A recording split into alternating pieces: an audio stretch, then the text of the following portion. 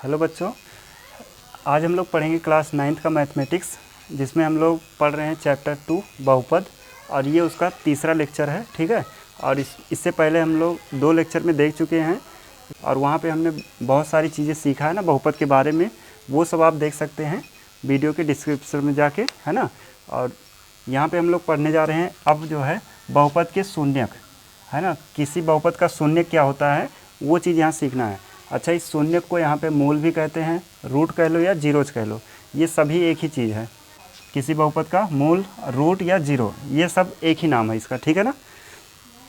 तो इसको समझने के लिए क्या करते हैं, पहले हम बहुपद का मान सीख लेते हैं। बहुपद की वैल्यू ये पी एक्स है, इसकी वैल्यू अगर हमसे कहा जाए कि x इक्वल टू 2 पे बताओ कितना है ना। इसका मान देखते हैं x बराबर 2 पे कितना है।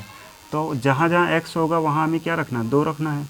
देखो x की जगह 2, अब यहाँ 2 है और ये x है, इस पे 2 रखा गया और 2 पे घात 2 है, प्लस 3 है और x की जगह पे क्या रखना है, 2 और माइनस का 5। अब इसको सॉल्व किया जाए तो 2 का स्क्वायर, 2 दूनी 4 और 4 दूना ये 8 हो जाएगा, ठीक। प्लस 2 तिहाई ये 6 हो जाएगा और माइनस का 5 है। अब ये हो जाएगा 8 और 6 मिलके 14 और माइनस का 5, यानी ये आ जाएगा कितना, 9, है ना, 9। यानी P2 x बराबर 2 पे इस बहुपद का मान कितना निकल के आया है, 9 आया है, ठीक है ना। ऐसे ही हम और वैल्यूज पे देख सकते हैं। अगर हमसे कहा जाए x इक्वल टू -1 पे बताओ x की वैल्यू, इस बहुपद का मान क्या है, तो जहाँ जहाँ x होगा वहाँ हम -1 रख देंगे, 2 और यहाँ पे -1 रखेंगे तो -1 का स्क्वायर हो जाएगा, प्लस 3 -1 और -5। अब यहाँ पे -1 का स्क्वायर करेंगे तो +1 यानी 2 रहा, और ये माइनस और ये प्लस मिलके क्या हो जाएगा, -3 और -5। इसको देखा जाए तो 2 - 8 हो जाएगा, ये दोनों माइनस में है, ऐड हो जाएगा और माइनस में, और यानी अब 2 में से हमें 8 माइनस करना है तो माइनस का 6 बचेगा, है ना। तो P-1 यानी x इक्वल टू -1 पे इस बहुपद का मान कितना आया है, -6 आया है, ठीक है। तो इन सभी मानों को हम बहुपद का मान कहते हैं, ठीक है, कि वैल्यू क्या है उसकी। और यहाँ पे देखते हैं, अगर x इक्वल टू 1 पे देख लें क्या होता है, तो P1 इक्वल टू यहाँ पे जहाँ जहाँ x होगा वहाँ 1 रखना है, तो 2 1 का स्क्वायर प्लस 3 1 और -5। अब 1 का स्क्वायर करोगे 1, 1 का 2 में मल्टीप्लाई 2, प्लस यहाँ पे 3 और 1 का मल्टीप्लाई 3 -5। अब इन दोनों का सम देखा जाए तो ये 3 + 2 5 है और -5। अब इसको अगर माइनस करेंगे तो ये कितना हो रहा है, 0। यानी x बराबर 1 पे इस बहुपद का मान क्या आ गया, 0 आ गया, शून्य आ गया, है ना। तो यहाँ से हम देख पाए हैं कि x बराबर कई वैल्यूज़ पे हमने इसका मान निकाला है ना। इसमें से हमने देखा कि यहाँ पे x बराबर 1 पे क्या हो रहा है, इस बहुपद का मान शून्य हो गया, ठीक है। तो हम क्या कहेंगे कि x बराबर 1 इस बहुपद का एक शून्यक है। समझ पाए क्या कह रहे हैं। किसी भी बहुपद में अगर कोई जैसे अचर है, कोई चर है, उस चर का वो मान रख दिया जाए जिस पे इस पूरे बहुपद का मान शून्य हो जाए। जैसे यहाँ x बराबर 1 पे इस पूरे बहुपद का मान क्या हो गया, शून्य हो गया है, तो इसी को हम बहुपद का शून्यक कहते हैं। यानी x बराबर 1 इस बहुपद का एक शून्यक है, x बराबर 2 इस बहुपद का एक शून्यक नहीं है। क्यों नहीं है, क्योंकि इसका मान 0 हो ही नहीं रहा। ऐसे यहाँ x बराबर -1 इस बहुपद का शून्यक नहीं है। समझ पाए ना। तो x बराबर 1 जो है इस बहुपद का शून्यक है। क्यों है, क्योंकि 1 पर इसका मान क्या हो जाता है, 0 हो जाता है। समझ गए होंगे। एक और एग्जांपल लेके इसको हम समझा रहे हैं, ठीक है। इतना समझ में आ गया होगा। कोई भी बहुपद ले लेते हैं, फिर से एक मान लेते हैं Px इक्वल टू है 2x + 3, ठीक है, या -3 कर लेते हैं, ऐसे है। अब इसमें कहा जाए इसका शून्यक बताइए, है ना। तो शून्यक कैसे बताएंगे, देखो अब यहाँ तो एक तरीका है कि हम यहाँ पे अपने आप कोई वैल्यू रखते जाएं, x की वह वैल्यू ढूंढ लें जिस पे कि इसका मान क्या हो जाए, शून्य हो जाए, है ना। तो वैसा कोई वैल्यू निकालने के लिए क्या करते हैं, देखो शून्य निकालने का भी तरीका है।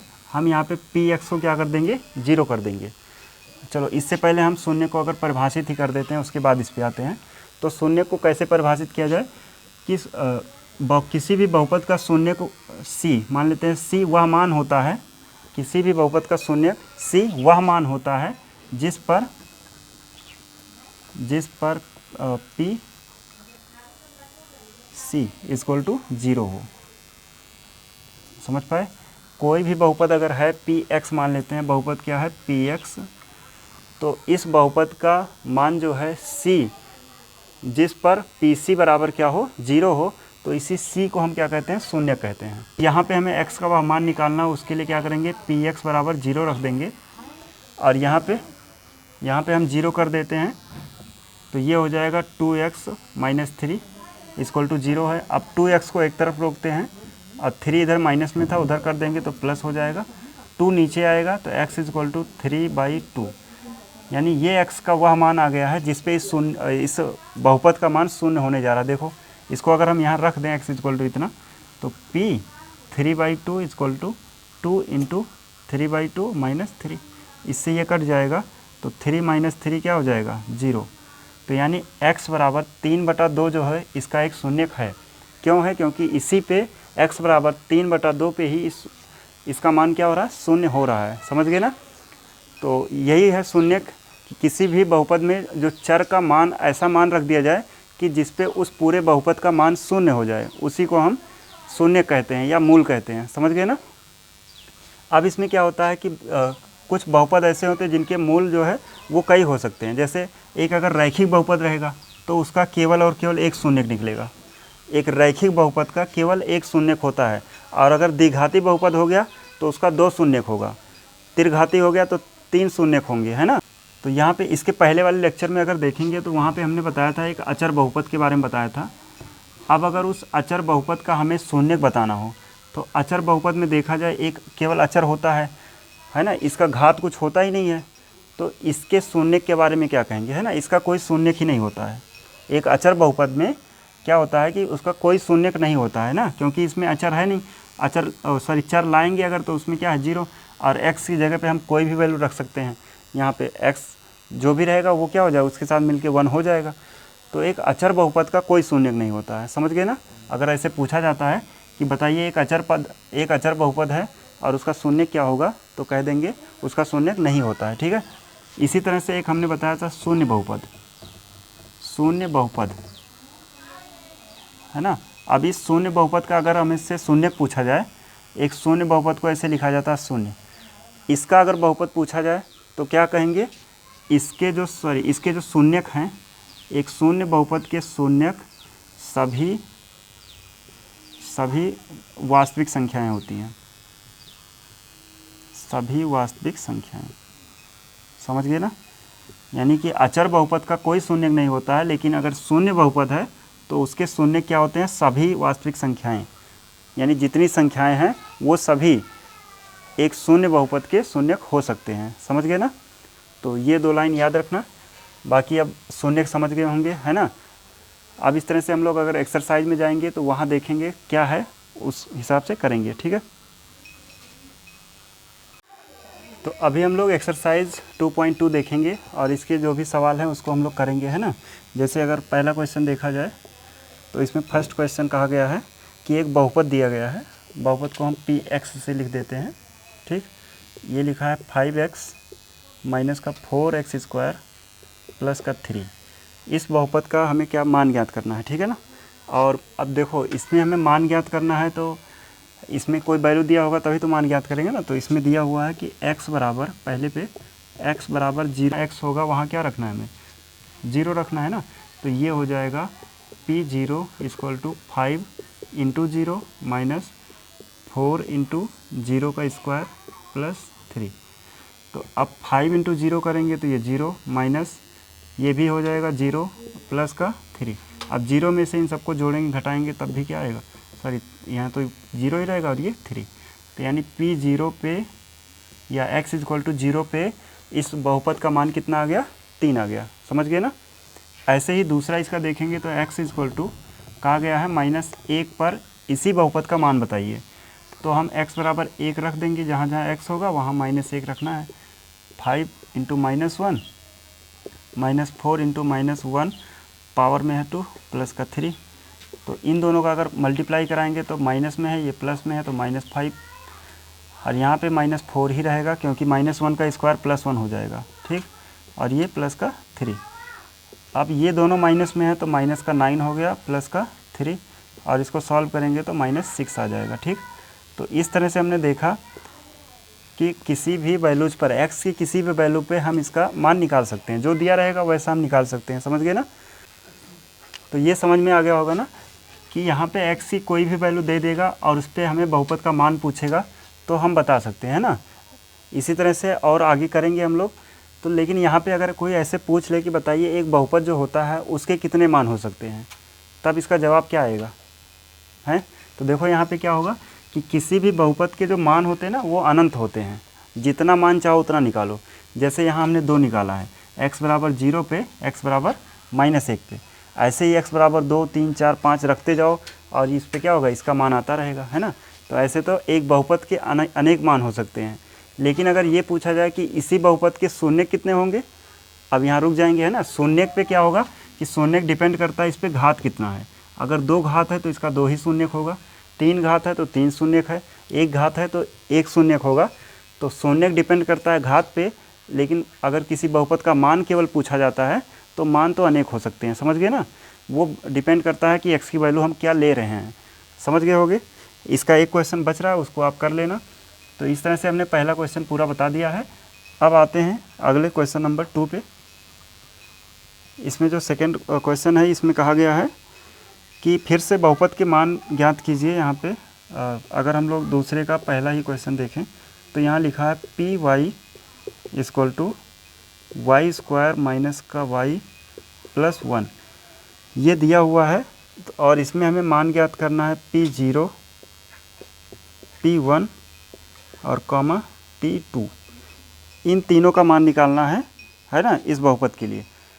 तो ये हमने दूसरे का पहला ऐसे बताएंगे, ऐसे दूसरे का दूसरा, तीसरा, चौथा, सब ऐसे ही, बस सब में क्या निकालना है, P1, P2 और P0, है ना, ये तीनों मान निकालना है। तो अब यहाँ पे है, जैसे देखो यहाँ पे P और यहाँ 0 लिखा है, यानी y का मान क्या रखना है हमें, y इक्वल टू 0। तो P 0 हो जाएगा। अब जहाँ जहाँ y होगा वहाँ 0, तो ये हो गया 0 का स्क्वायर माइनस 0 और प्लस 1, यानी इन सबको सॉल्व करेंगे तो कितना आना है, 1 आ गया, है ना। ऐसे ही अब अगर P1 निकालना होगा तो हम y की जगह पे क्या रख देंगे, 1, तो ये हमारा P1 निकलेगा, है ना। इससे क्या होगा, अब यहाँ पे y की जगह पे 1 रखना, जहाँ जहाँ y है वहाँ 1 रखेंगे, तो ये हो गया 1 का स्क्वायर माइनस 1 प्लस 1। तो यहाँ से जहाँ जहाँ y था हमने उस जगह पे 1 रख दिया, है ना। अब ये 1 का स्क्वायर करोगे तो 1 ही मिलेगा, तो 1 माइनस 1 करेंगे तो 0 और 1 बचा रहेगा, तो इसका मान भी कितना आ गया, 1 आ गया। ऐसे ही y बराबर 2 पे मान बताना है, यानी P2 का मान बताना है। तो अब जहाँ जहाँ y है वहाँ हमें 2 रखना है, तो ये करेंगे 2 का स्क्वायर माइनस 2 प्लस 1। अब ये हो जाएगा 2 का स्क्वायर 4 माइनस 2 प्लस 1। अब ये 4 प्लस 1 मिलके 5 हो गया, माइनस 2 करेंगे तो 3 आएगा, यानी P2 इक्वल टू कितना आ गया, 3। तो इस तरह से ये क्वेश्चन कुछ नया नहीं था, जब भले ही दूसरे का पहला था, लेकिन इसको हम मान सकते हैं ये पहले के जैसा ही है। वहाँ पे क्या था, एक बहुपद दिया था और कह रहे थे y बराबर 0, x बराबर इतना पर मान बताइए, ऐसे ना। तो यहाँ भी तो वही पूछ रहे हैं, तो इसमें क्या नया है, ये भी कर सकते हैं ना। इसमें तीनों हमने पहले का या दूसरे का पहला क्वेश्चन जो था उस पर हमने 3 मान निकाल के दिखा दिया है, P0, P1 और P2। ऐसे ही बाकी जो इसके क्वेश्चन हैं, है ना, दूसरे के बाकी 3 क्वेश्चन जो हैं उन सब में हमें क्या करना है, यही तीनों मान निकालना है।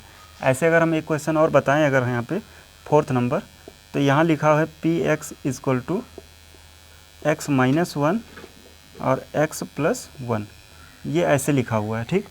और इसमें हमसे कह रहे हैं कि P0, P1, P2 बताइए।